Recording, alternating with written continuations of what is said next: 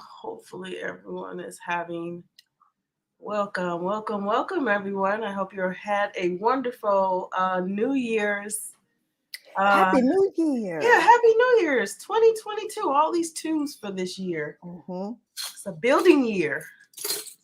God, we want to Building what? welcome. Yeah, it's a Yeah. building year. Okay. Is 22. that what two represents? Two? I don't know. The Anyway. building. The double two represents a building, master builders. This is the time to be building. Oh, okay. Oh, yeah, this is our And when it comes to building, we're also continuing to talk about building our wealth, yes. building our money, building our finances. And Nancy, hey, it's good to see. Well, I can't see you, but welcome. Welcome. Glad you're Yes. here. Let me make sure the ladies in the book club got it too. So today's we're talking about something you need to know if you are your way to wealth. You need to know this. Yes, if you plan on growing your wealth this year, this is something that you must know, something you must do. Mhm. And this month is a great time to start doing it and we're going to talk about it later on. So, what we're specifically talking about is net worth. Yay! And this is something that you should know about yourself. And I have a question for you guys. How many of you all know what your net worth is? Mm. And Phyllis says she wants to grow and grow. Yes. Yes, grow. Okay. So let me tell you what net worth is not, and what many people may think your net worth is. It is not your annual income. It is not. You have to do something else to that annual income to actually establish what your net worth is. And your net worth is simply a tool. It is a tool to measure your wealth. So if you plan on growing your wealth this year, for instance, if you say, you know, you make $90,000 net this year, and by the end of this year you wanted to, or you want to have more saved in your savings, and say you wanted to or bump that up to at least 110, and that's net, Mhm. then that's increasing your net worth only after you do something else besides that. So it's a tool. We should all be doing this. And it's a good way. It's one of those, what we call a SMART goal, SMART. You Yep. guys have Smart home. heard about those before, right? Yes. That's a goal that's measurable, that's specific, Specific. that's achievable. And I kind of switched the letters around. That's realistic and and timely. Timing. So that M, measurable, the net worth is a that measuring tool. Mhm. Okay. So and the benefit of that is that it puts a dollar amount on your wealth. When you see that number Mhm. that defines your net worth, even if it's negative, because it can't be negative, it is something to work towards to Or improve it, because the goal for anyone who you would ask is to be a high net worth individual. mhm. How many of us want to be the high net worth individual?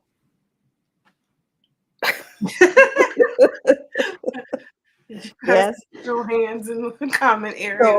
Me So too. that is what your net worth is. It is a tool that measures your wealth, right? But why is that important? We already talked about a little bit, but one of the things that is important for us women and women of color, is that when you look at studies that have to do with what our net worth is, it is so far behind our white female counterparts.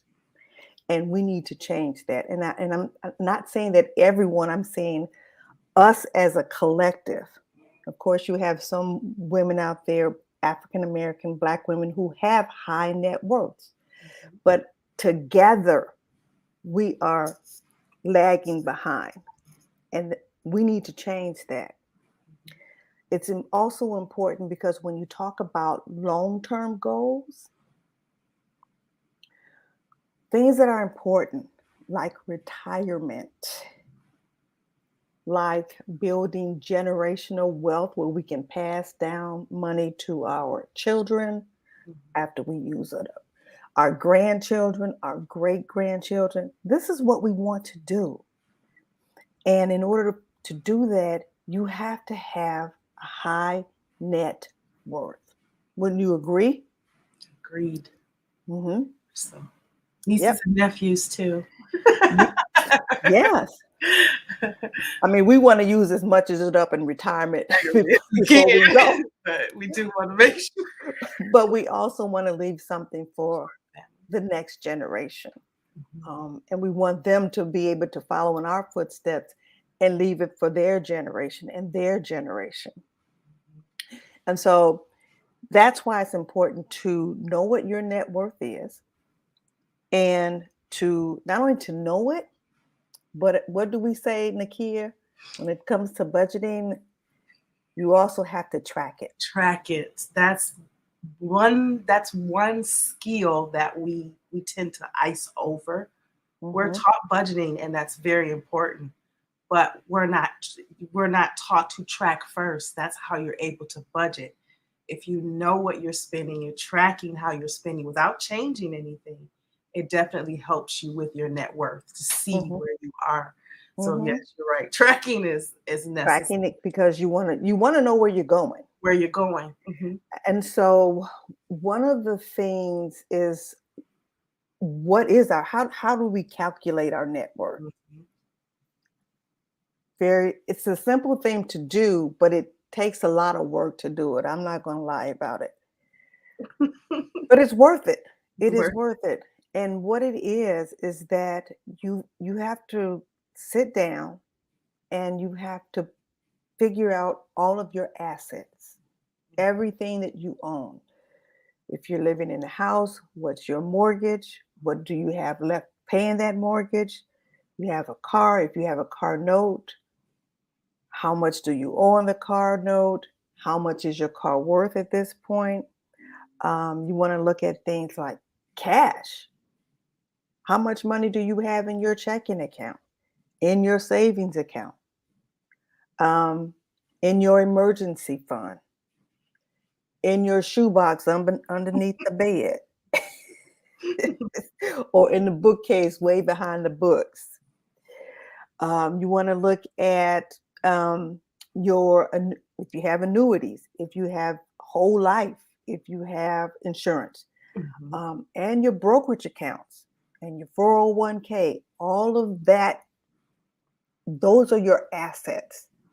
And so you want to find out how much do you own in your assets.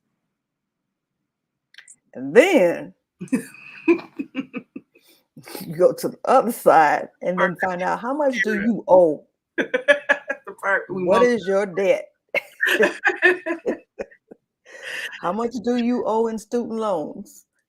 How much do you owe in maybe you owe taxes? Maybe you have credit card debt. You have to list all of that. And then once you have your assets on one side and all of your debt or your liabilities on the other, you subtract your liabilities from your assets. That's your net worth. So I want you to see that there's a difference between knowing that net worth and what your annual income is. Because suppose you have someone who makes, I don't know, $250,000 a year, Mm-hmm. but that same person has 300,000 in debt, Right. they have a negative net worth. So it is not your annual income, right? And so with that in mind, um, when we talk about tracking your net worth, January is a perfect time to start. And I'll tell you why. Because we are all getting ready to pay our taxes. Mm-hmm. And so you're going to be getting all of this information from your employer, from your brokerage accounts. All of that is going to be coming in. It is a perfect time to pull all of that together and sit down and make a list of your assets and your liabilities and figure out your net worth. And be Toot said she's working on mine today. Perfect. I know. I was excited. I saw that. Yes. And January is just a good time to start it Mhm. because now you're saying this is where I'm starting from. The other thing is I like to also do mine in July to say, okay, how far along am I? Or do I need to, rev up things a little bit more to, try to pay down more debt?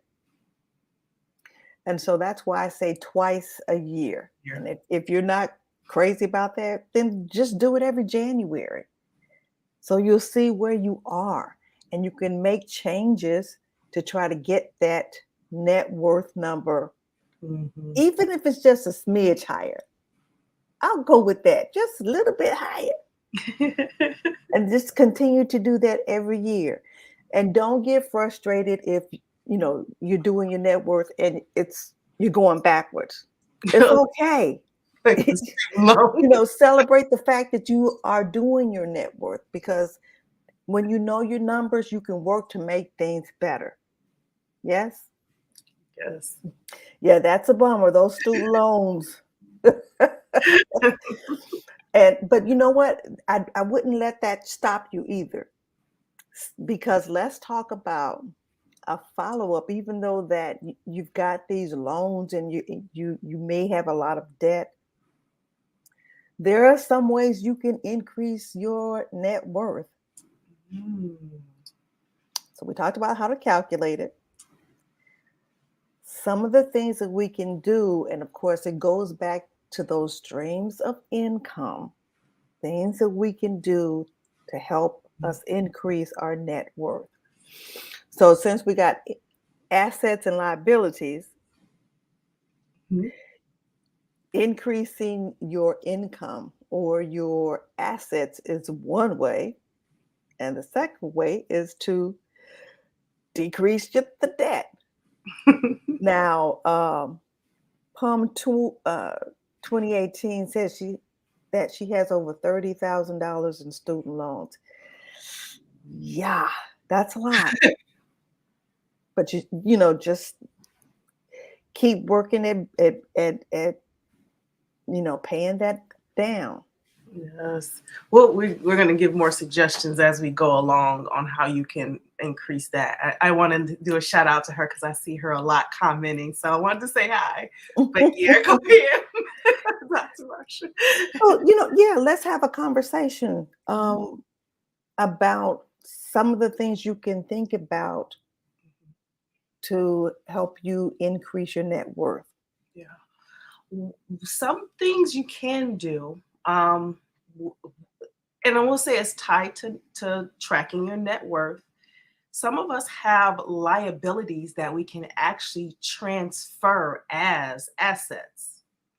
For example, if you have a vehicle, a lot of us know those things depreciate. They're like they do Oh, as soon as you drive it off the as soon as you lot. drive it off the lot. It's a liability. It's a necessity, but it's still a liability. One way Mhm. that you can make that an income stream is to use applications like Toro, which is one. where you can rent your car out. There you go. The car note, if you have one on it, it pays the insurance because you should have it on it. And it also takes care of your debt if that is your goal, is to get your debt down. So that's Mhm. one way you can transfer some of your liabilities into an asset or money generating asset. And that's one way of paying down your debt, Mhm, because if you are renting your car out, when you get that money, you can put it towards your car note. mhm.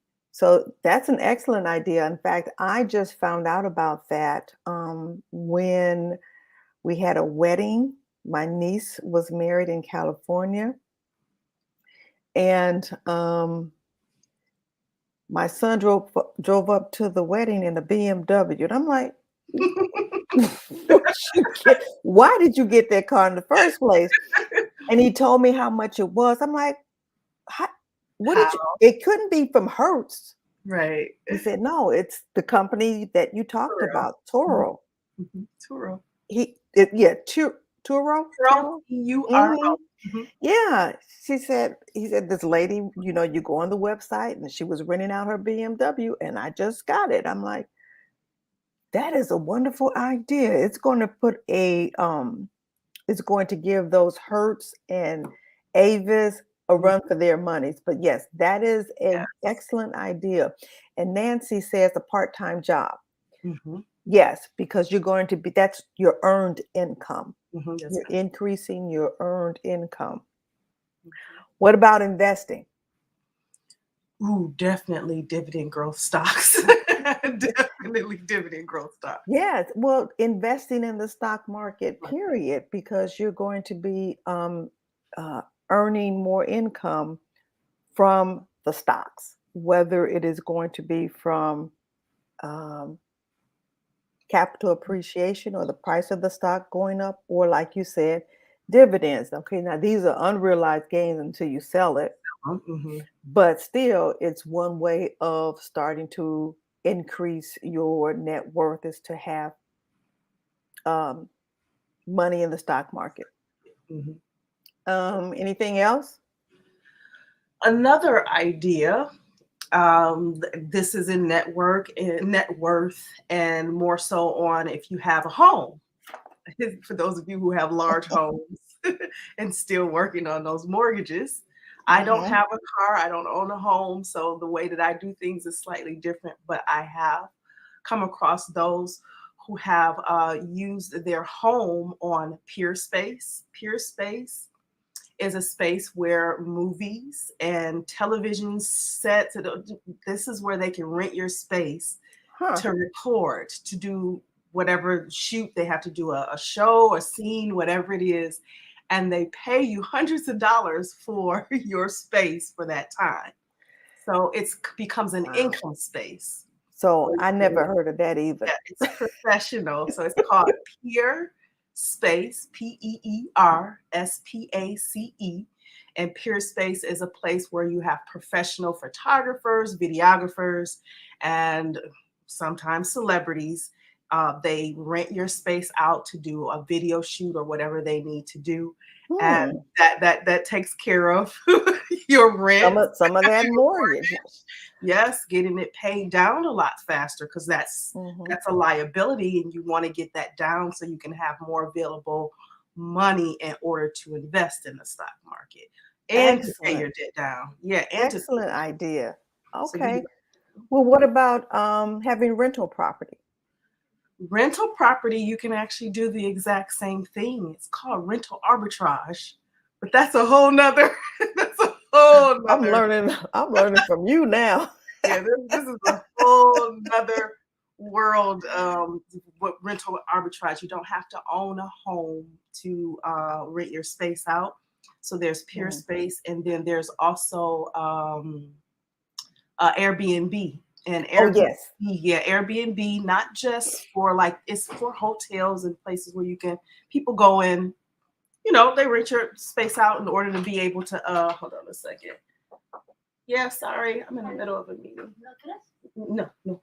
Thank you. You're welcome. I have cleaning people that come here. But yeah, Airbnb and then experiences. Airbnb experiences, meaning that you would offer your space or your say for example, I live here in Florida. So on Airbnb they have experiences where you can tour people around downtown because I live downtown. So they pay you, Oh, for an hour or whatever it may be, $10, whatever your pricing will be. And that's how you can make money. And you meet new people and friends, and you're just touring them around the city or downtown or whatever it may be. So those hmm. are ways that you can get income. And I like the one that Nancy just put out with selling Mhm. items that you don't That you need. don't need. Yes, It's yes. a lot of work doing that, but it's worth it. Mhm. Going through your home and, decluttering and finding things that you can sell. That's my word for the new year. Is Declutter. declutter. Yes. Another thing you can think about is starting a business, Mhm. becoming an entrepreneur. That's a lot of work, but I mean that's something that can bring you income also. So all of these ideas that we've talked about to generate income will help you to increase your net worth and also, of course, paying down your debt. So if you decide to do something like invest in the stock market, um, I wouldn't say pay down your debt first and then you invest Right. because you can actually do both at the same time. Yeah. Yeah. Yeah, when I So, started, I did both at the same time. Building the emergency fund while I was investing. The investing helped me build the emergency fund. So, mhm. yeah, that was great advice, So Marcia. Nancy says to stop buying bottled water. Paying for it twice. Yeah. Yeah. Yeah, that's true. So, all of these things that we talked about are ideas to help you to think about the importance of your net worth and deciding to take the time to sit down and figure out your net worth and also to track your net worth. So, yes. What about using TSP Life to pay off a vehicle? Interest is like 401k just to pay off a vehicle? Mhm. Mm. So, when you dip into that 401k, and if you're less than 59 years of age, you're going to be taxed on that money. So, I don't know if that's really worth it, to be quite honest. I'm glad you said that because I experienced this. It's not worth it. Don't do it. There you go, Phyllis. Now, we must say this that we are not financial advisors Just or tax from our people. experiences. Uh, so that we're talking about our experiences. And so what we're talking about is for informational purposes only. So if you really want to get that question answered, that may be something that you can talk to your tax professional about. Yep. Yeah, I don't do it. Just put your car on Turo or figure out another way to bring income to take care of it. But there are ways where you can take the liabilities that you have and turn them into forms of income stream for you so you can invest. Mhm. But always remember, you already have the money to invest. You just can't see it because you're not tracking your net worth. Yes. And we are one of the things, ladies, that we are doing once a month is we have a book club. And you want to tell them about our book club, So Nakia? this year for 2022, since we're doing this in a nice, smooth, slow pace. We want to retain the information that we're learning ourselves and that we're also teaching you. And so we'll be doing our live investor chats every second week of the month. And then the third week of the month, this month, January the 19th, we have our book club meeting. And our book club meeting is going to be on this book. There is a link down below in the description box of this live video where you can get this book if you don't have it, but you should be able to find it on Amazon. It's $22 a month because we post every Wednesday information. There's links and things there now about net Mhm. worth. However, next Wednesday, we're going to dive deeper into net worth and calculating it and getting through some of the stressors of just knowing your net worth because it's scary because you don't Yeah, know. So we'll be talking about not the limited beliefs. I always want to say limited beliefs, but we talked the 9 about myths. that the Yeah, last we did book last club. time. But the nine The, myths of investing. And the mhm. first few are about investing and they come from an investor mindset. But the last two that we're going to talk about, because I'm not going to tell you what they are, you have to come to the book club for it. I will say this: Yeah, the first couple of myths are have to do with uh, a professional broker broker. having someone else manage your money and the myths behind that. Um, it's section 2 in a book, so we're going pretty slow. We're kind of taking every section at a time. We've covered section 1 at the last meeting, and it's also um, is it up? Is it on Zoom? Do we have that in the? Yeah, it's on Zoom. So the replays are placed inside of the book club. So we Yeah. So if you missed the meeting, you can at least go back and look at our at the Zoom call. Mhm. But it's not only just a book club; it's a place for us to meet and to talk about women, to talk about investing. Some of the things that are holding us back from investing. Mhm. It's a lot of mindset things that we go through and talk about too. So we invite you to come to our Wednesday evening book club and learn more about managing your money and also investing. Yeah, we're going to be focusing on those 9 myths and why you can't uh, control. Tom says that book looks thick. You know what? It is. It's like 700 pages. No, it's only 600. But a lot of it is fluff. They could have probably done half of it, but you know, Yeah, a lot of it it's is good, fluff. and there's a lot of good information in there. A lot of good. We plan on picking that information out and seeing how it can apply to us and help us on this journey of building our wealth. Yeah, Yeah. cool. Phyllis understands. Cool. And with that being said, our we only stay on for about 30 minutes because we like to be very cautious, not cautious, but aware of the time. We thank you for being here. Mhm. And be sure to come and join us on the next Wednesday at our book club. Cool. What's the name of the book? Oh, Money. yeah. Yep. Money Master the Game. It's the Mhm, 7 simple steps to financial freedom. The first chapter alone, well, the first mhm, 2 chapters is amazing. mhm. The first 2 chapters, like you can really get far just following some of the advice already in the second chapter. But we're going through it from the beginning. And it's a book that will be a reference book for you. Hmm. You just don't read it and put it down. You go back to it continuously. I've gone through it 3 times already. Hmm.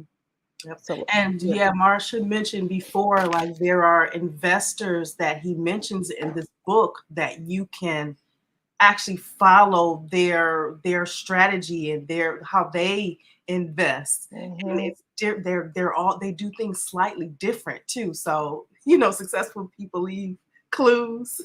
There's some really good clues and how. So yeah, it is a really good reference book because you can go Hmm. back and find an investor and read their story again, and then you can get those tips again.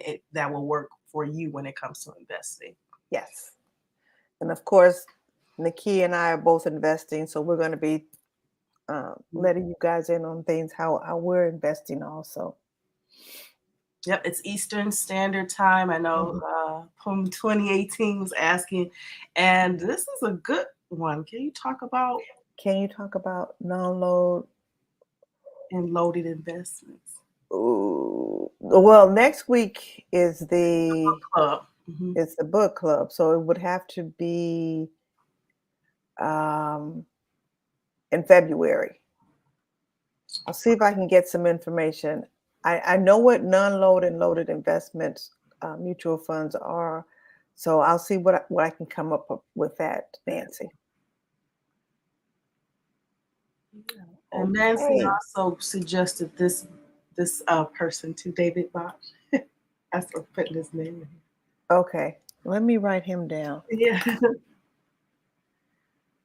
Thank you, ladies, for suggesting things that you've learned from people you've learned from too. This helps us too. Hmm. All Each one right. to Thanks for coming, ladies. Appreciate you and Happy New Year and a happy, actually, New Year going forward, 2022. yeah. We're going to, here's your call to action. Take the month of January, sit down, get your manila folder, your net worth manila folder, start pulling your information together of what are your assets are and what your liabilities are, and figure out your net worth. Yes. That is what I want you to do for the month of January. Mhm. And if your emotion is to, if you're fearful about it, do it scared. Just do it. Yeah, Just do it. It's just do it. exhilarating. Yeah, once you get past that fear, you're like, okay, now I know.